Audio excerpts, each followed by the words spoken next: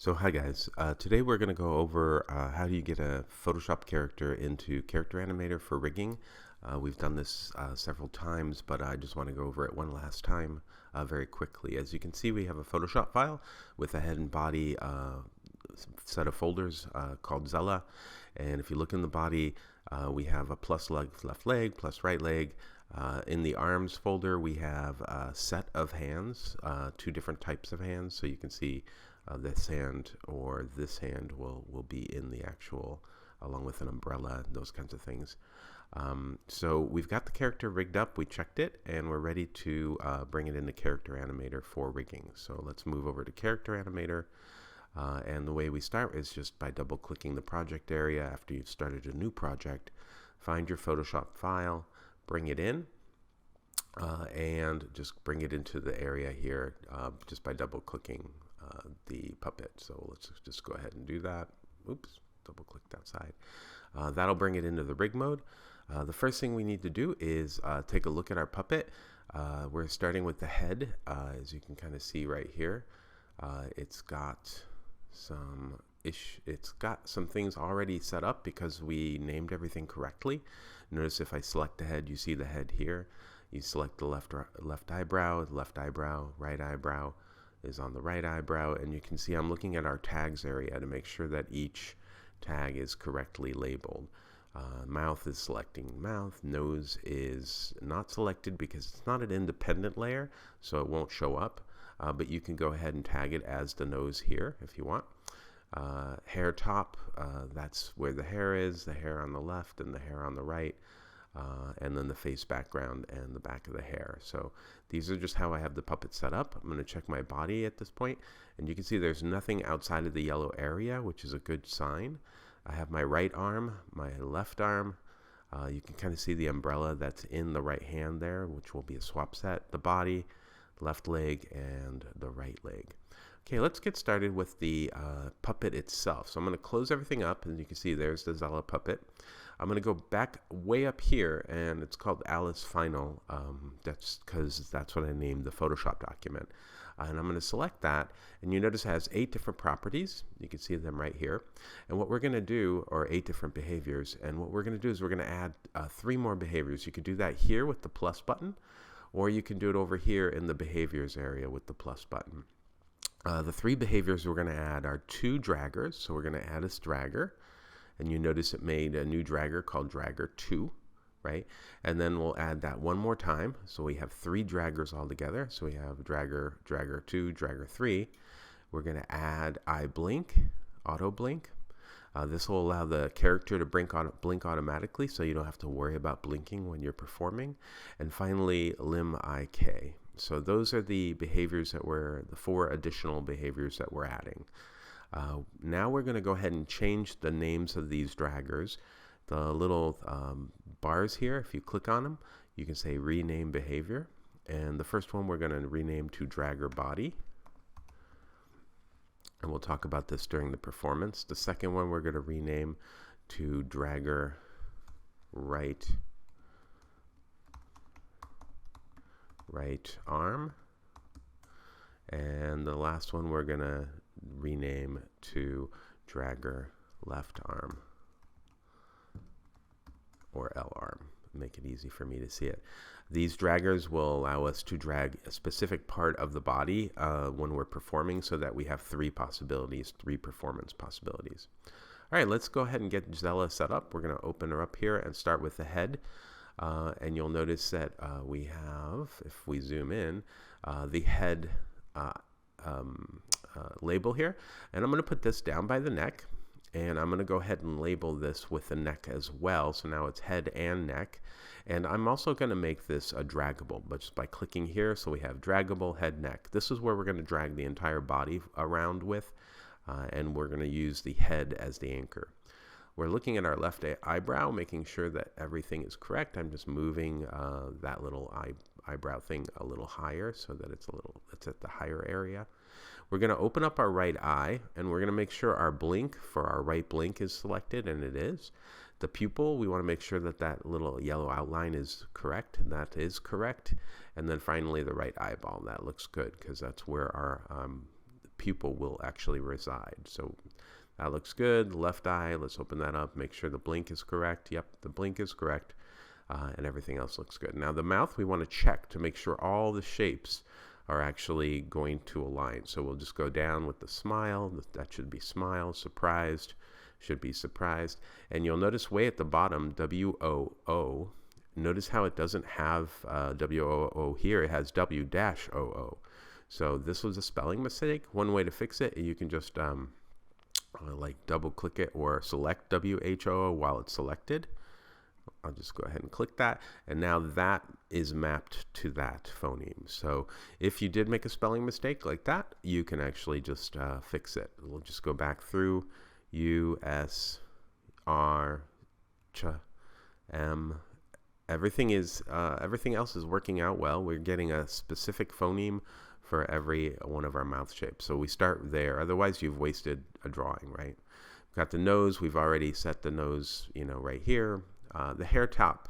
Now let's go ahead and set these up. Now this is it's an independent layer, so we have to actually set where this is attaching from or moving from. So we're just going to put this little anchor point here. So this top of the head will actually be pinned right here. Now the hair right, we're going to actually have that move.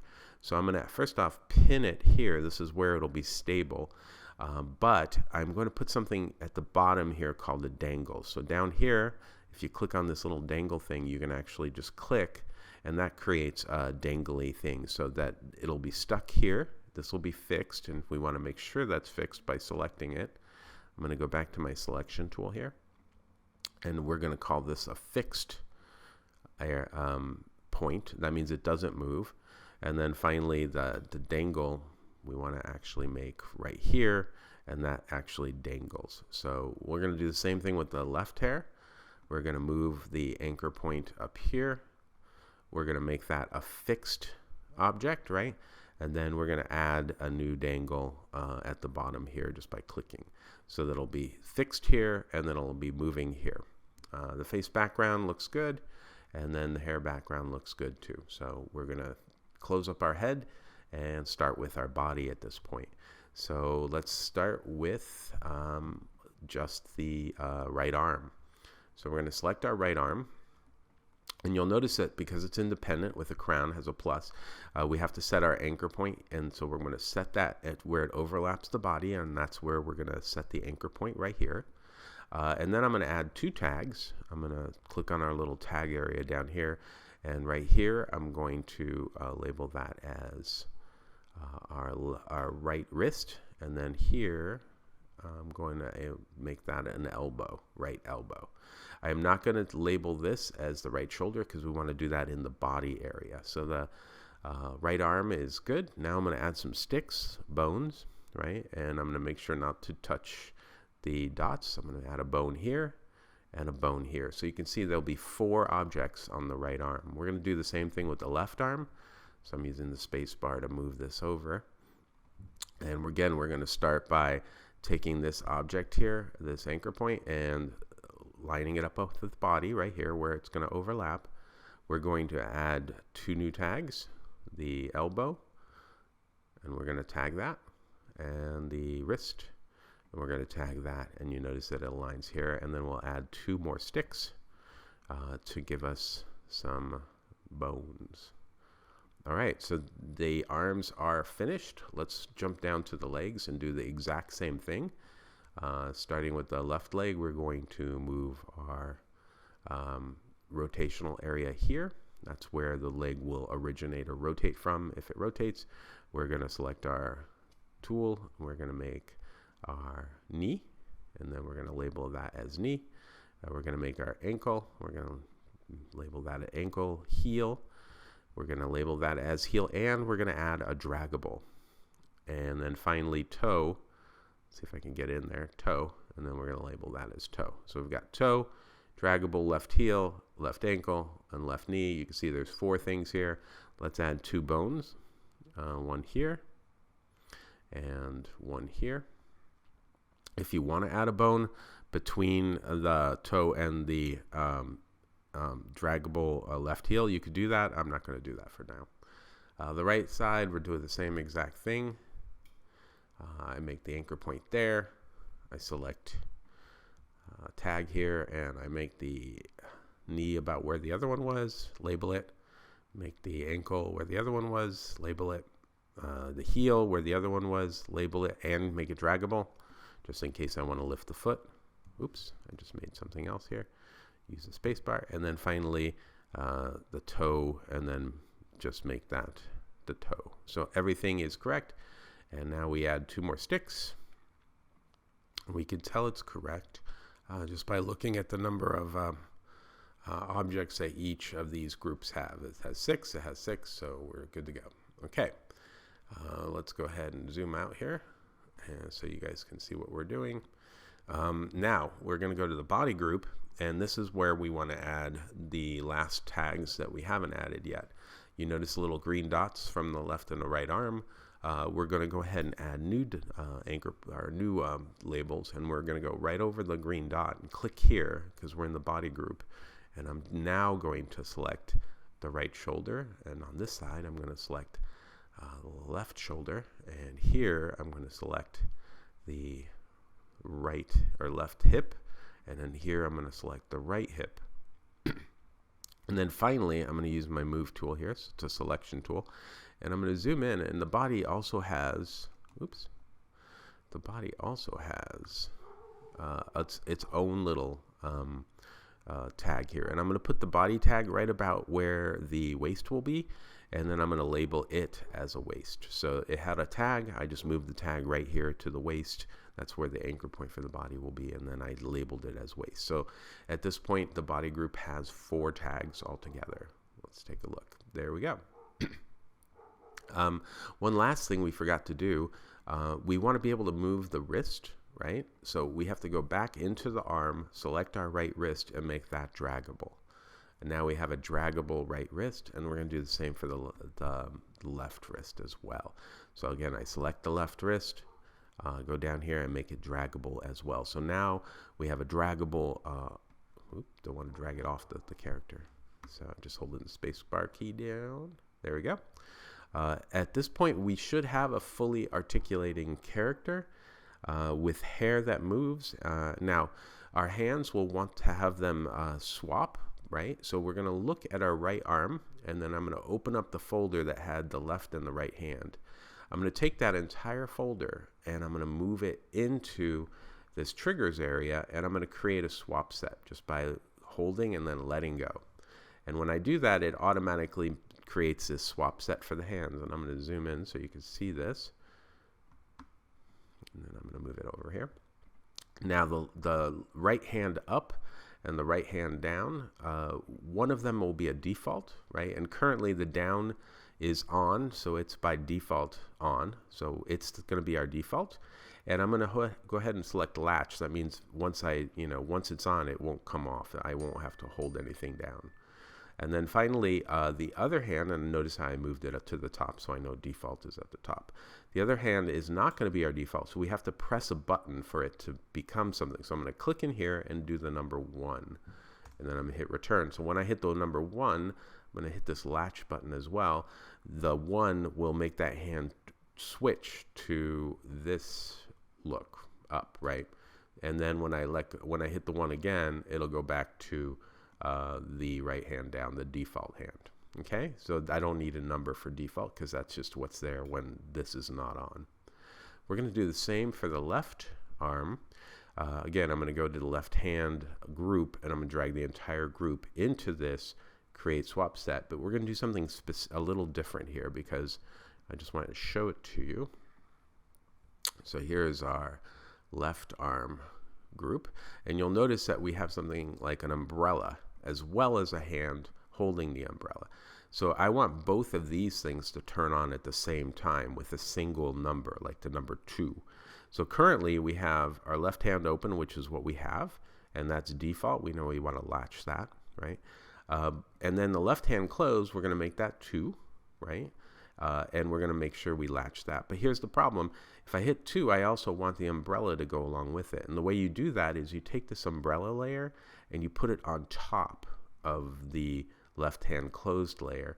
And that both those, you can kind of see it this down here, will actually play when you're pressed the number 2. They'll actually both turn on, and you'll see an umbrella appear magically in the hand. All right, let's test what we've gotten, because that's pretty much it for the basic structure. Okay, so at this point we're going to hit the clap stick and we're going to create a new scene.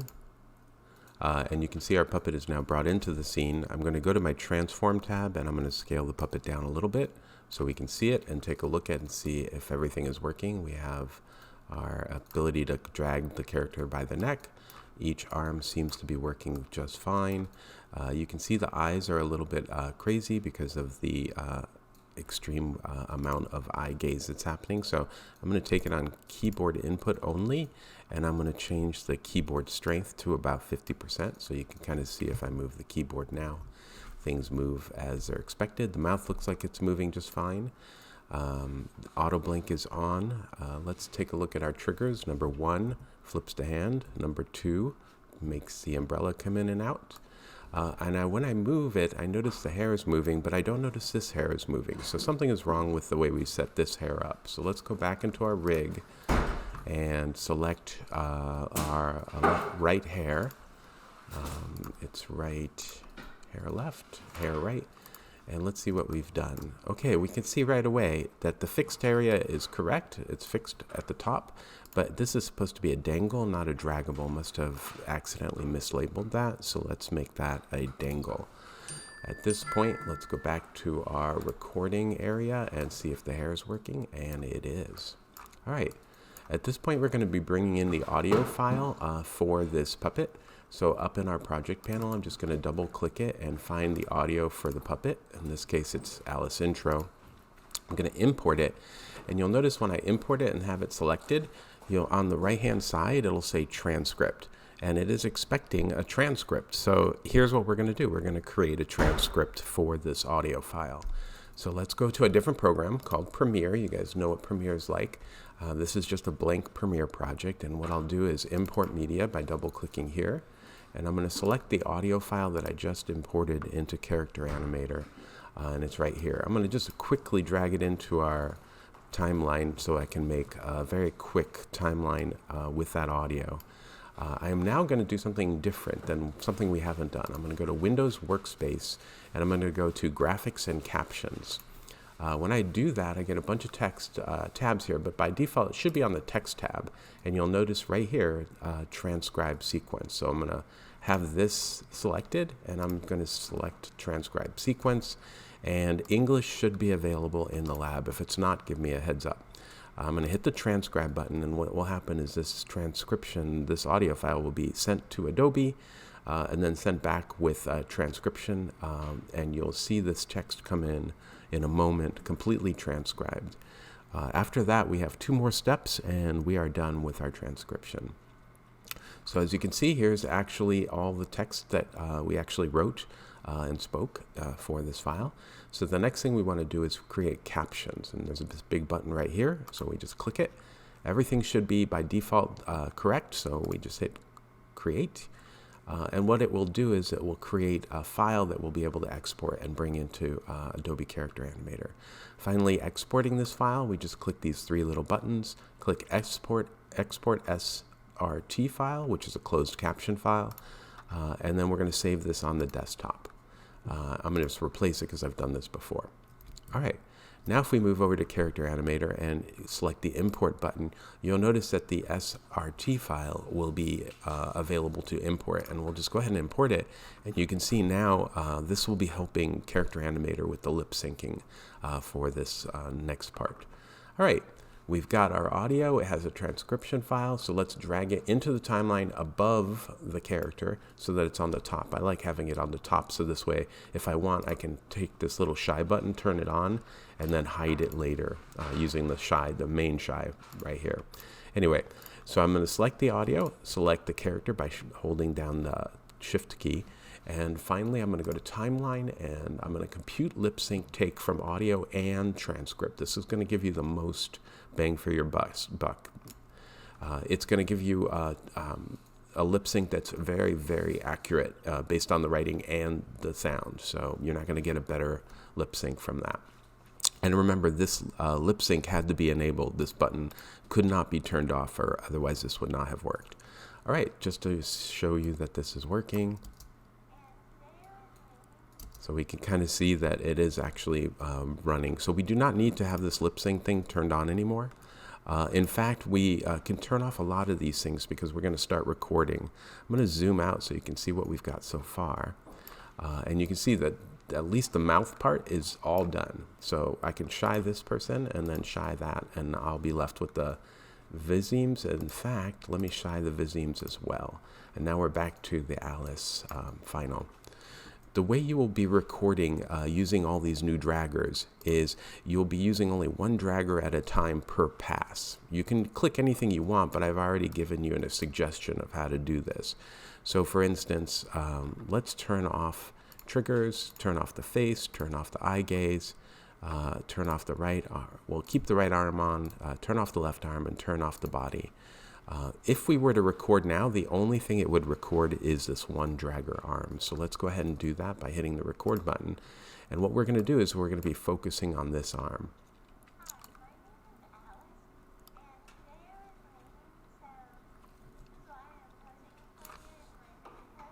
So you can see that when I did that, it recorded, let's see, the dragger arm right here. I have it, don't have it shied, so it should not, there it is. Okay, so you can see it's recorded just this dragger arm, and you can see that arm is actually moved. If I wanted to, I could go back to the beginning, turn off this dragger arm, and select the left arm, and this will allow me to record a second pass, which you will see right now.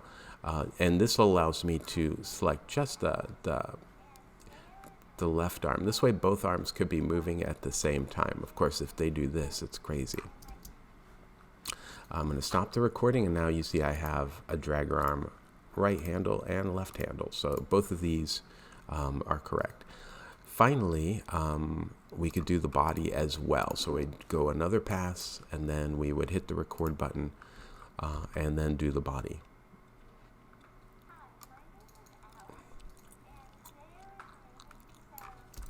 And then you got 3 draggers. So each dragger can be used to do some different motion. My suggestion would be don't use don't have all 3 on, because you don't know which one will actually be the thing that's controlling which part. Finally, you could turn all the draggers off. You can turn on the triggers and maybe the eye gaze, and you can record just the eye movement with the keyboard shortcut and the numbers 1 and 2, so that you can kind of see when you hit the record button. Watch the right hand.